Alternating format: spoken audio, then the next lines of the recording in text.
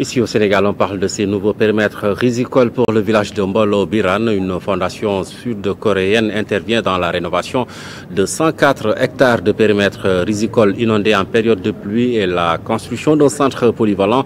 Le coût global de ces réalisations est estimé à 300 millions de francs CFA. Diena Badia. Mbolo Biran, dans le département de Podor, à 350 km de Saint-Louis.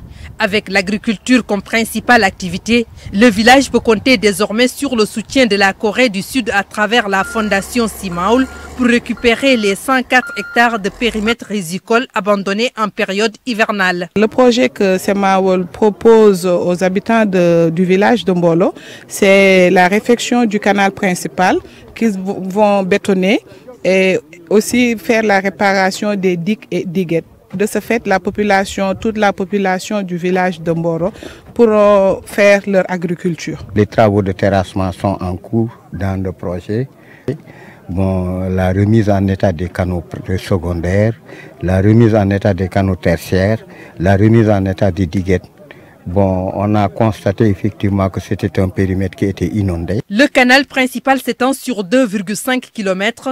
Les travaux de réfection concernent 1,5 km pour une durée de 2 mois et demi.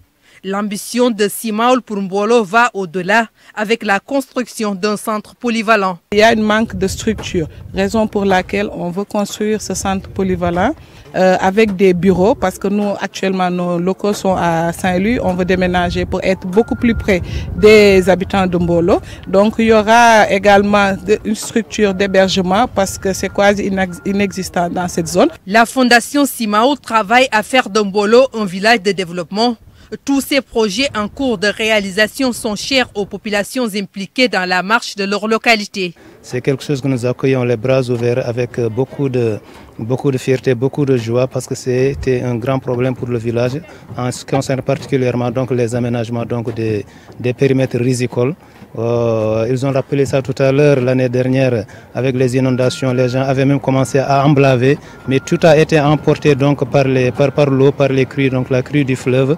Et ça a donc vraiment désolé tout le village. À travers cette intervention, Simaul accompagne l'État du Sénégal dans sa volonté de développer les zones rurales.